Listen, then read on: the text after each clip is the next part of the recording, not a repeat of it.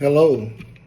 I'm told today is Father's Day, but every day should be Father's Day, Mother's Day, Grandparents' Day, and for all those that you love. How's somebody going to tell you one day out of 365 that it's your day when he helped create you? Okay? She helped create you. We should respect our elders, ancestors at all times, but what we have is people that are imitating the same people who mistreat them, and they don't even know it. And that's the sad part about it. And let me make an introduction. We were founded on a very basic double standard. This country was founded by slave owners who wanted to be free. Am I right? A group of slave owners who wanted to be free. So they killed a lot of white English people in order to continue owning their black African people so they could wipe out the rest of the red Indian people and move west and steal the rest of the land from the brown Mexican people, giving them a place to take off and drop their nuclear weapons on the yellow Japanese people. You know what the motto? You know what the motto of this country ought to be? You give us a color, we'll wipe it out. Well, that's some very serious words, but it's the truth, and we don't like the truth. We don't like anything that makes us look in the mirror. And this is the funny thing. You know, we act like we don't belong, and we are the foundation of civilization. But let you hear somebody else. Do not let people think you do not belong. Once you sit at these tables with folks with fancy titles, and you talk to them, and you go, oh, they ain't all that. This idea that somehow they are so special, they're so smart, they're so sophisticated. Not really. They've been exposed. They've been given the confidence of feeling like they belong. But if you sit down and talk to them, it turns out, that's my point. And the benefit for Michelle and me, because we came up, and at each stage, you know, you go to Harvard, and wow, it's Harvard. And then you find out, oh, Harvard's full of some fools and people that you would not put in charge of anything. But they're there. And there's some really amazing, brilliant people, too. And then you go to the U.S. Senate. Everybody's represented. Smart people and dumb people. Good people and bad people. Now, suddenly, you're meeting at the group of, 7 world leaders are all in a room, or the United Nations. Oh, same thing. Turns out that there's some really smart, amazing world leaders, and there's some fools running countries. Do not let people think you do not belong. Wherever we put the soles of our feet, we belong. Learn your history. Let me let you hear how an 8-year-old boy, black boy, taught a judge and a prosecutor a lesson about who can be smart, be a genius, right in your face, and you can't see it because you're too busy looking at his color.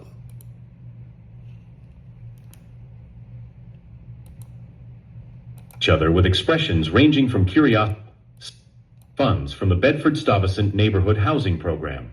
The amount was considerable, $75,000, which had simply disappeared from the coffers of the community organization she had run for 15 years. "Young man, you should be in school," said the judge with a forced half-smile, trying to be kind in the unusual situation. "I know, sir, but my grandmother has heart problems and can't get upset. Her lawyer dropped the case yesterday because he found out he wasn't going to get paid," Marcus replied, his voice echoing a maturity disturbing for his age. A murmur spread through the room. David Richardson, the prosecutor in charge of the case, rolled his eyes in obvious irritation. He was an elegant man in his 50s, known for his 95% conviction rate in cases involving financial fraud. "Your Honor, this is a complete irregularity. A child cannot represent anyone in court," Richardson protested, adjusting his expensive tie with ill-concealed disdain. "I don't want to represent anyone, sir," Marcus replied, turning to the prosecutor with impressive politeness. "I just want to tell the truth. My grandmother taught me that the truth always wins, even when it seems impossible." Judge Carter leaned forward, intrigued.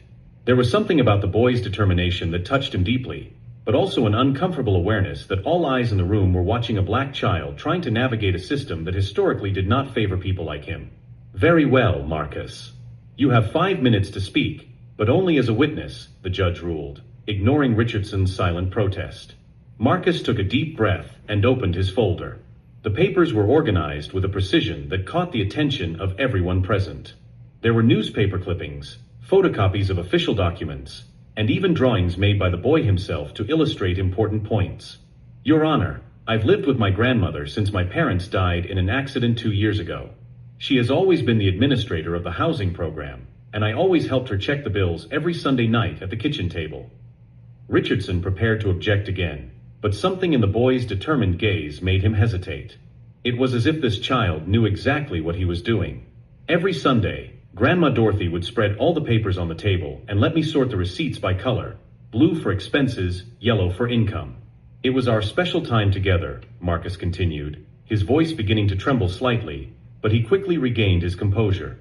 As everyone in the courtroom watched with a mixture of condescension and curiosity, Marcus maintained a posture that suggested something much deeper than a simple desperate attempt to help his grandmother. His eyes revealed a serenity that only exists in those who have weathered much worse storms and learned that true strength doesn't shout, it acts.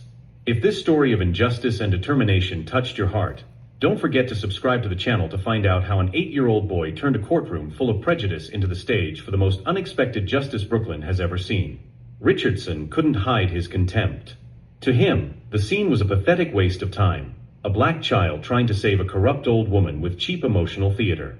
In September, 3 weeks before the money went missing, Grandma Dorothy noticed that someone had been tampering with her housing program account without authorization, Marcus continued, showing a plain school notebook. She wrote everything down here. The prosecutor stood up abruptly. Your Honor, this is ridiculous. We are wasting time with the fantasies of a child who has clearly been coached by the defendant herself. Mr. Richardson, you can speak later if you wish, Marcus replied with a politeness that surprised some of the jurors. My grandmother always taught me to let people finish speaking. The truth was more complex than anyone in the room imagined. Dorothy Johnson had dedicated 15 years of her life to the housing program that helped low-income families find decent housing in Brooklyn. She worked without pay, driven only by the conviction that every child deserved a safe home. 2 years earlier, when Marcus lost his parents in a car accident, Dorothy did not hesitate to take custody of her grandson. The boy arrived traumatized, blaming himself for his parents' death. They were returning from his school performance when they were struck by a drunk driver.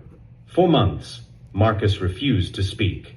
Dorothy spent entire nights sitting by his bed, reading aloud court cases and legal documents she brought home from her volunteer work helping neighbors with bureaucratic issues. My little grandson, she would say, knowledge is the only thing no one can take away from us. When you know how the world works, you'll never feel small in front of anyone again.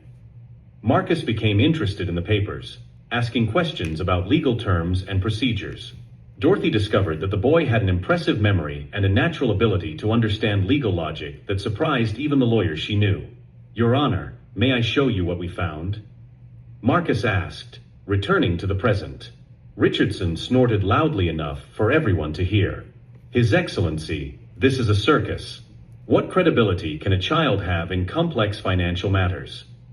A lot more than you think, Marcus replied, looking directly at the prosecutor. Especially when that child learned to read legal documents at the age of 6, because it was the only way he could connect with his grandmother after losing his parents. An awkward silence filled the room. Even Richardson seemed momentarily taken aback by the mature response and personal revelation. Marcus approached the judge's bench with a confidence that contrasted dramatically with his age. Look, on September 12th, $2,500 was withdrawn from the account for emergency roof repairs at the community center. But my grandmother took me there the next day, and the roof was perfect. He showed a photo taken with an old cell phone. This photo was taken on September 13th. As you can see, there are no signs of recent repairs. Richardson shifted uncomfortably in his chair. He had built his entire case on Dorothy's technical responsibility as administrator, but he hadn't investigated each individual transaction thoroughly. Now, I have to pause this, but I'm going to continue this in part 2. Here is a black 8-year-old child who has a genius legal mind, but if you watch part 2, and it might be a part 3, you will find out that a woman who volunteered for 15 years somewhere is charged with theft. And the person that prosecuted her is involved in all this mess. So stay tuned.